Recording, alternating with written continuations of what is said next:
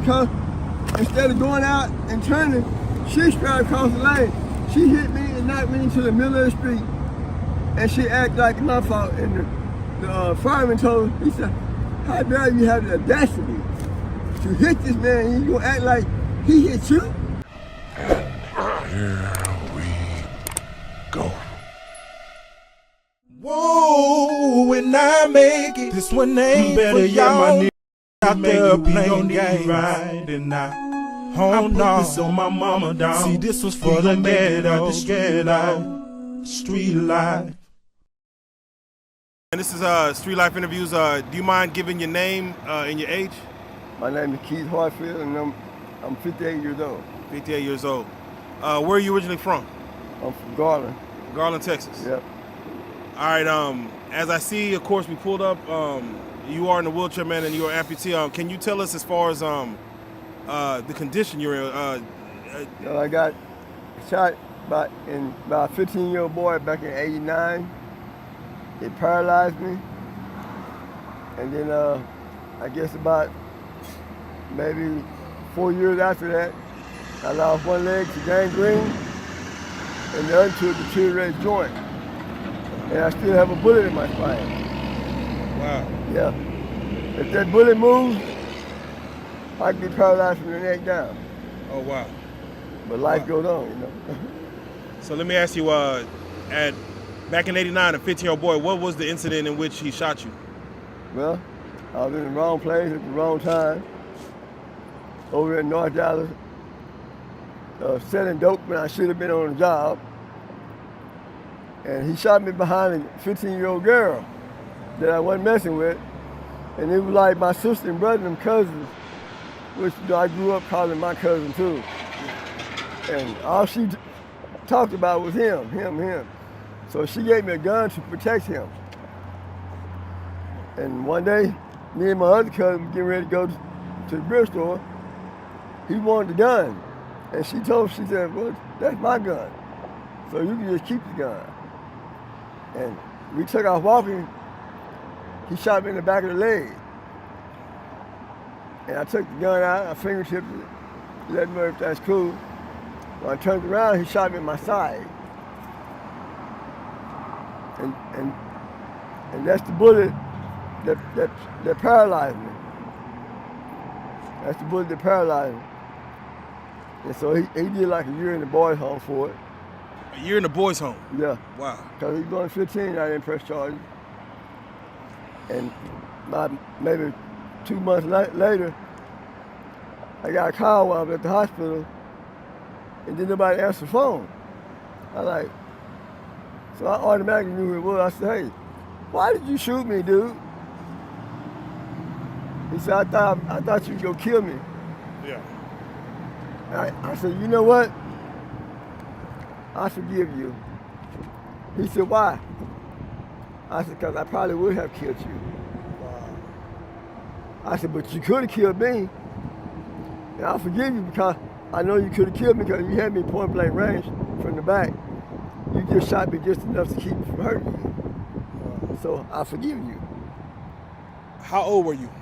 I was 22. It was 20 days before my 23rd birthday. So you have no kids, I'm assuming? No. You lost the use of the lower, when you first got shot, you lost the use of your legs or just? Yeah, I got shot right up in here. I was paralyzed from here down. But over the years, I have gained sensation back. Okay. So a bullet must be moving. So let me ask you, we see you out here on the street, of course, was it always that situation or like what took place to have you outside? Are you in between homes? Do you stay with anybody right now? Well, right now I'm trying to get my identification so I can get my housing voucher updated. I'm on housing, but I have to have that Texas ID in order to get my voucher updated. Right. And until I get that Texas ID, I'm gonna be out here. Okay, definitely. Yeah. How about family, friends? I got family in Garland. Okay. My friends are Jesus and God. There you go. Does your family, do they want to take you in, or is it more so you just don't want their help, or? More just I don't want the help. I'm more to myself. Okay. Okay. I want to try to be independent and do it myself, you know. They have done it before, and they would probably still do it now, but, you know, I need to be self-sufficient. Okay. Normally in a situation like that, at that age, they're gonna put you on pain meds. Did you ever have pain meds, and did you ever get like addicted to pain meds? As Yeah, far I get a check every month, you get a check every but month. it mostly goes to motels. Wow. So, and the highest motel, it don't last long. Yeah, it don't last long at all. Don't last long at all. Did you have a lady in your life at any time? Well, I had one of my old lady. I guess I'd say about 3 years before I got shot. Since that, I've been like, I guess like friend girls. Yeah. No personal thing, you know. Definitely. Do you have you ever partook in any drugs, anything like that? Do you try to stay away from drugs? I know you probably see a lot going on out here. Yeah, I'm on drugs, and that's something I do need to get off of.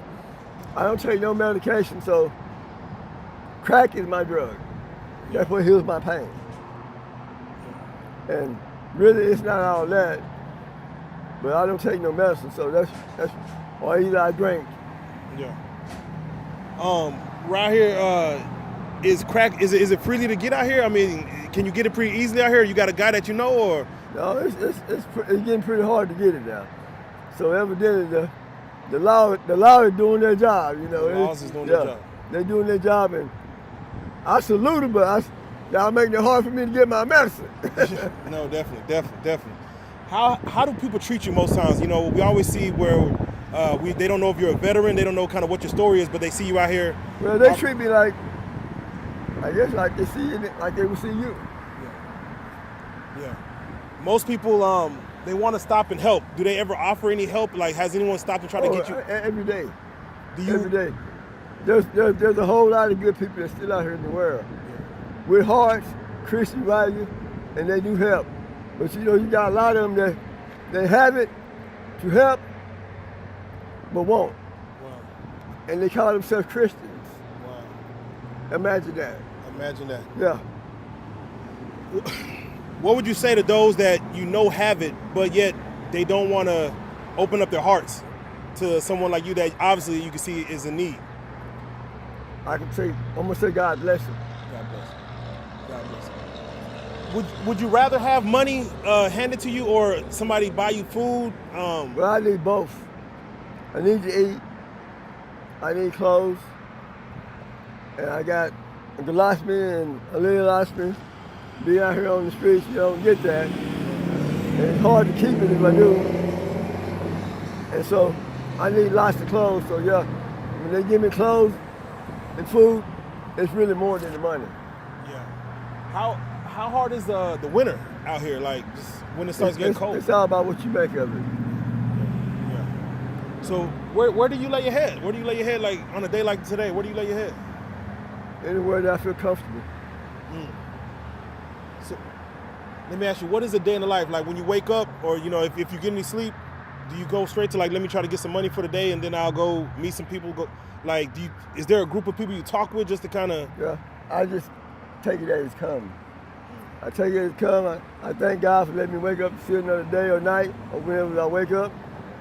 And I know the rest of the day or night is what I make of it. So there's no such thing as a bad day. If it's going bad, that means I have to change up my monotony and do something else. And everybody's scared of change, even if it's good for you. People are scared of change, but you have to do something different. If it's not going so good, you have to do something different to make it right. Right. So, like, how do you keep the positivity? I mean, you have a pretty sunny disposition. How do you, like, what do you look? I mean, is it just your spiritual nature? Being depressed only end up to suicidal. And I ain't finna kill myself. I thought about it. I slapped myself. And I think I did slap myself a little bit too hard. Oh. But, and then I was in the hospital then, and the nurse said, "Baby, you didn't slap yourself hard enough." Wow. Because she thought of something crazy. I said, maybe I didn't. But it was hard enough for me to come back to reality. Is that I may someone kill me, but I'm not gonna kill myself. Yeah, you only thought about it one time, yeah, or I thought about it one time. Wow. Well, the past month, it got pretty bad, you know. I really never get depressed, but I got so depressed that praying to God, praying to Jesus, my prayer wasn't answered. I prayed to the devil, the demon, and the Grand Reaper, and out of all five, my prayer still wasn't answered. So I just said, I got to be going on my mind for me to pray to the demon and the devil. So, of course, you know, you're in Dallas-Fort Worth, born and raised. You got a Cowboys hat on. Do you at least follow the Cowboys, at least? Win or lose, baby. Win or lose. Win or lose. Gotta say win or lose. Gotta say win or lose. We gotta get out the way. All right, so with that being said, do you have any type of political attachments as far as you see Trump, Kamala? Do you care about which one? No, I don't care about that. I don't care about none of that. I'm not off in the politics because they gonna do what they call they're advertising. They're gonna say they're gonna do this. They're gonna say they're gonna do that. They're gonna promise to do this. They're gonna promise to do that. But once they get that seat, everything's totally different. It goes against everything that they said they preached that they're gonna do, and they do things totally different. And they do none of the things that they said they're gonna do. So, and I don't even vote because with or without my vote, life gonna go on. I just live the day one second at a time. There you go. And I take it as that, you know. I go with the flow. For those that may either see you or see those like you, like what do you want to say to them as far as, you know, your story, them seeing this, and the next person they see they may want to help or decide not to help? What would you like to say to them? The first thing I like to say to the world, don't be a stereotype. Don't be so quick to judge, because everybody that's out here on the street haven't always been out here. And for the majority of them, they have college educations. Don't be so quick to judge, because it's something that happened in their life that put an impact on them, the reason that they're out here. So don't think bad about what they say, people that's homeless, because I'm not homeless. I'm houseless, I'm apartmentless, I'm buildingless, but homeless where I make it. So I'm not homeless. I ain't never been homeless. So all that homeless stuff, them homeless people, they may be homeless, I'm not.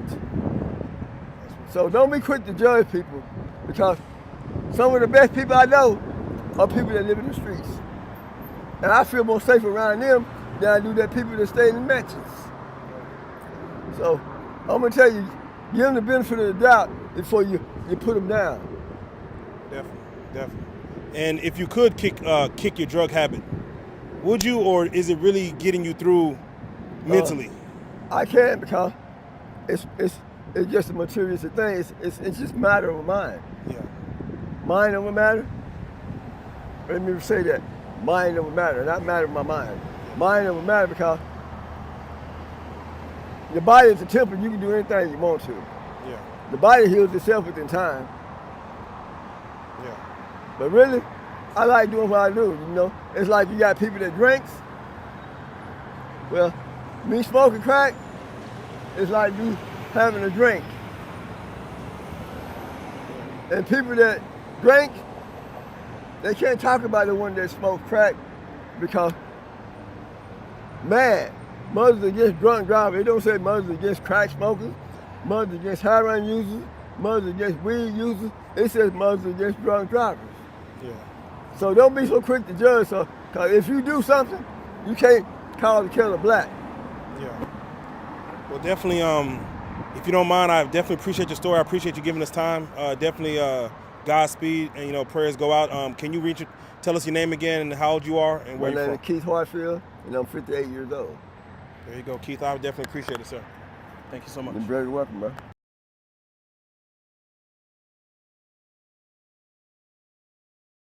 She would have ran over him, because instead of going out and turning, she straight across the lane. She hit me and knocked me into the middle of the street, and she acted like my fault. And the fireman told her, he said, "How dare you have the audacity to hit this man, and you gonna act like he hit you?" Definitely. He said, Go get in your car, sit down, and shut your mouth. Definitely. And she needed a boost. He said, if I give you a boost, he said, you better not tell nobody. She said, I won't. He said, I know you're not because I'm not going to give you a boost. And they let her tow her car off. And he told me, he said, she must be police affiliated. I said, why you say that? And one of his co-workers said, yeah, why you say that? And because that car supposed to go to the impound and she supposed to go to jail. Right. And they let her go. And later on, I got into an altercation up under the bridge with this young guy that had threatened me a couple times. And I told him, I said, don't come back up under her. You threatened me 2 times, I let that make it. I said, you come back, we're gonna have it, it's gonna be on. When he come back, he said, I kick that nigga's ass. Chair or no chair? I said, what?